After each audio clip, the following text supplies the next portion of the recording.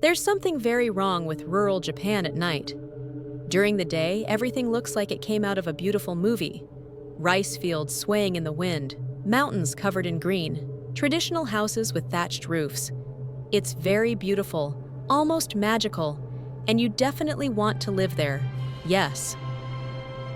But when the sun sets, something changes. The streets that once had a grandma sweeping the sidewalk, or a man returning from fishing, are now completely empty. The old light posts cast very strange shadows, and you realize there's no one there. Literally, no one. It's as if the whole place evacuated and they forgot to tell you. I mean, maybe you're not that alone. Stone statues dressed in children's clothes watch you at every corner. Abandoned shrines appear out of nowhere in the middle of the forest, covered in moss and old offerings, faded signs telling you not to enter the forest, which is now very silent. Closed tunnels that shouldn't even exist anymore are found out of the blue. And there are the disappearances of people, the stories, the accounts of things that shouldn't be real, but everyone in the countryside swears they are. In this video, we will delve into the most frightening side of remote and less populated places in Japan. You will learn about the beliefs, the strange practices, scary things that happen here, and you will understand how far you can go in these places before crossing a line where there might be no return. Japan is full of places that were simply abandoned. And the scariest part is that many of them aren't even on tourist lists. You don't have many signs, you just stumble upon them by chance. At the foot of Mount Fuji, there is a forest called Aokigahara. It is globally known as the suicide forest. But what many people don't know is why it is so different from others. The forest grew over a volcanic lava field from an eruption in the 9th century. The ground is very uneven, covered with strange roots and black volcanic rocks. The trees grow in a very strange way, with curved and intertwined trunks. But the most disturbing thing about this place is the silence. Aokigahara is known as Jukai, or Sea of Trees. And inside it, you can't hear practically anything. Scientists say it's because of the density of the trees and the volcanic rocks that absorb the sound. But those who live in this region usually have another explanation. The spirits absorb any noise. There are signs at the entrance of the forest, usually handwritten, faded, saying things like, "Your life is precious, think of your family." These signs are placed there to try to prevent what happens inside. But even these signs are enough to give you the chills. Imagine entering a forest, and the first thing you see is a warning begging you to rethink your life. To this day, many patrols carry out regular searches in the forest. Throughout Japan's interior, especially in the mountains, there are thousands of Shinto shrines. Some are famous, well-maintained, and full of tourists, but others have been completely forgotten. Imagine hiking a trail on a mountain. There aren't many signs, you don't have a map. You're just exploring the area, and suddenly, in the middle of the forest, you find a red gate. Those traditional Japanese gates.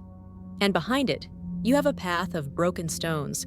You follow the path and end up finding a small shrine. The wood is somewhat rotten. The offerings are still there. Rusted coins, sake bottles covered in dust, small cracked statues. Someone left this here. But when did this happen? How long has it been since anyone came here? You're alone, completely alone. Just you and this forgotten shrine? The Japanese believe that each shrine houses a kami, a deity or spirit. But what happens when no one worships this kami anymore? What happens when this deity is forgotten? They believe this attracts bad luck, that you shouldn't take anything from these places, not even a photo. Indeed, it would be quite eerie to find a place like this. There are websites, in fact, that showcase many of these abandoned places, many of which were found during hikes. I will also leave this website in the comments so you can see more of these images. But when you go to Japan, be careful where you walk. Genkai Shiraku. There's a term in Japanese that you probably have never heard. Genkai Shiraku, which literally means limit village. These are settlements that have reached the limit of their existence, places where more than 50% of the population is over 65 years old. They are places that will most likely cease to exist, and Japan is full of them. Imagine you arrive in a village in the middle of the afternoon and you see houses, shops, schools, but there's no one around. You walk through the streets and there's no one there. You see an elderly woman or an elderly man doing some work near their home. Maybe she gives you a strange look, as if you were the first young person she's seen in a long time. And that's probably true. In these villages, all the young people have left. They've gone to Tokyo, to Kyoto, and to bigger cities in search of jobs. Only the elderly remain. And they are also leaving, slowly, one by one. And the houses are becoming abandoned. The shops are closing, and the village is gradually disappearing. There's something very eerie about these places, actually. You realize it when you cross that boundary between what is still inhabited and what is completely abandoned. There are houses that still have a car in the garage, a light on, but are practically empty, and the entire neighborhood has no residents. I made a recent video on this topic here on the channel about abandoned places in Japan. If you want to delve deeper into this subject, I will leave the video at the end of this one, and then you can go there and watch it in full. In the Japanese countryside, the supernatural is not just folklore. It's not just a story told to children. Many people believe it to be real, and many live according to that belief. Yokai are supernatural creatures from Japanese folklore. But ask someone who lives in the countryside, and they probably won't talk about folklore. They'll talk about it as if they were describing their neighbor. There's a strange creature in the river over there. Don't go swimming alone at night. The kappa, for example, live in rivers and lakes. They resemble green children with turtle shells and have a very strange appearance. The tengu are beings that live in the mountains. They are creatures with wings, sometimes with red faces and long noses. They are believed to be arrogant, proud, and they hate presumptuous humans.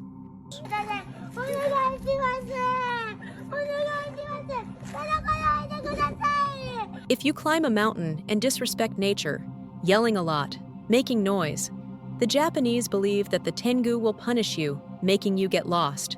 And that would be an explanation for why many people climb the mountain and never come back.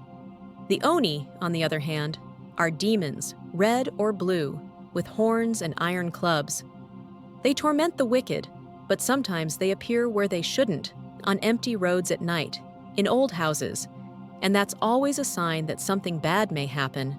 Shintoism teaches that everything has this concept of kami, which is a spirit or deity. The mountain has a kami, the river has a kami, that old tree has a kami, even that big rock on the path has a kami, and the Japanese believe you need to respect all of them. That's why in the countryside you see many offerings everywhere, a plate of rice in the corner of a bridge, a bottle of sake at the base of a tree. To them, these are offerings to spirits they believe are real.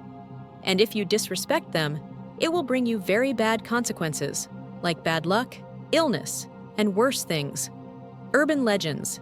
Every culture has its urban legends, but the Japanese ones are different, especially those from the countryside. Imagine you're walking on an empty road at night, with no one around, and suddenly you hear a noise, the sound of something dragging. It's coming from behind you, and it's getting closer and faster. You turn around and see a woman, but only the upper half, and she's dragging herself with her hands, incredibly fast. You run, but she is faster. Teke is the spirit of a woman who supposedly had an accident with a train, and now her spirit haunts train tracks, empty roads in the countryside, looking for her victims. And if she finds you, she will want you to join her. The scariest part of this tale and this fictional story is that many people in the countryside swear they've heard this sound, and it usually happened at night. Kuchisake Onna. You're on your way home, and the street is completely empty. Suddenly, a woman appears in front of you. She's wearing one of those surgical masks that many Japanese people wear, and she stops right in front of you. Am I beautiful? She asks. If you say no, she'll end you right there. But if you say yes, she'll take off her mask for you. And now? She asks again. Am I beautiful now? If you say no, you've lost the game. But if you say yes, the Japanese believe she'll try to make you look just like her. There is no right answer. There's no way you can escape this.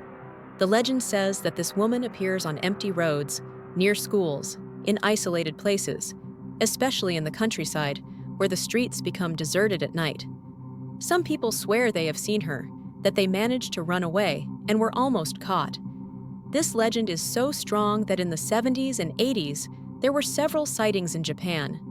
Schools sent children home in groups, patrols were organized, and it became a form of national hysteria. But was it really hysteria? Comment below what you believe. Hito Bashira. This one is perhaps the most disturbing of all, and some say it's not a legend, that it's history. Hito Bashira means human pillar. In ancient Japan, it was believed that for a construction to be very strong, be it a bridge, a castle, or a dam, it needed a sacrifice. A human sacrifice. A person was buried alive in the foundations. Their spirit would stay there, protecting the structure, keeping it standing, giving a supernatural strength to the construction. There are dozens of ancient structures in Japan where people say there is a Hito Bashira. Castles that never fall, no matter how many earthquakes occur. Bridges that last centuries without needing repair. Walls that remain intact for generations. And sometimes people say they hear and see things in these places. Are these just stories? Or did this really happen in the past? Every year, people disappear in the countryside of Japan. They go hiking and never come back. They go fishing and end up vanishing. They explore a forest and are never seen again. Many attribute this to ordinary accidents. People get lost. They fall from places. They get lost at sea. That makes sense, right? But there are cases that are very strange. People who disappeared on trails they had known for years. Entire groups that disappeared together. This doesn't have much explanation. Locals say this was the work of spirits and things like that. Or that these people disrespected something in the forest. In the isolated forests of Japan, you find many things. You are visiting a shrine, and everything seems very normal at first. And then you see hundreds of statues. No, thousands. Thousands of small stone statues. All identical, all looking at you. These are the Dazo statues, a Buddhist deity they believe to be the protectors of children and travelers. People place these statues as offerings, usually to protect children who have passed away. And often these statues are also dressed. Someone puts little clothes on them, knitted caps, bibs, toys at their feet. And over time, these clothes start to decay. They get covered in moss. But the statues remain there, row after row of them, all looking at you with those empty stone eyes. During the day, this place is already a bit eerie, but at night it's even worse. You also find ancient cemeteries in the mountains, very old ones. Cemeteries that no one takes care of anymore, because the families have died out or simply moved away. The tombstones are covered in moss. The ideograms are practically illegible. There are no flowers, no incense, no more offerings, just ancient stones and silence. And many of these tombstones have no names. Or rather, the names have been erased over time. Who could have been buried here? When were they buried? And why are they alone? This is even more curious when you consider that Japanese tradition believes the dead need to be remembered. They need to receive offerings or things like that. But what about forgotten cemeteries like these? There are people who venture to explore these places. There's even a name for it, urbex, and some report very strange things. The feeling of being watched, electronics that stop working, strange temperatures in such places. All of this might just be coincidence and fear from these people, but there are many reports and photographs worth checking out, right? Another thing you find are abandoned tunnels. Japan is very mountainous, and over the years, hundreds of tunnels have been built to connect villages, but many of them were abandoned when new roads were made. These tunnels, many of them remain there, dark, damp, and silent.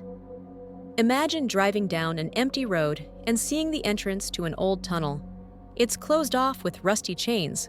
There are signs saying no entry, but you can jump over, you can pass through there. Many places are abandoned and quite strange. A movie that plays a lot with this dynamic is Spirited Away. Is it worth it? A great movie recommendation. Watch it and then tell me what you think. You also find abandoned towns with several hotels and some onsen, which are natural hot springs. In Japan, These are places of relaxation, healing, and tradition. But in these remote areas, more inland, the onsens have been practically abandoned. And the atmosphere of these places is quite scary. You will also find very strange signs that don't make much sense, and might even scare you a little sometimes, especially at night. Like, how do you explain this sign here? What does it mean? Well, no one really knows how to explain it. Warning signs in the forests and many other things. So when you visit the countryside of Japan and less touristy places, be careful where you walk. I wanted to talk more about this topic. It's something that really fascinates me. I really like this subject. But I think this video is already getting too long, so I'll stop here for today. I thank each one of you who watched until now. Comment if you've also experienced really strange places like this, where you live, or in other places too. Also, comment your video ideas that you would like to see here on the channel. Thank you very much for sticking with me until now, and I'll see you in the next video.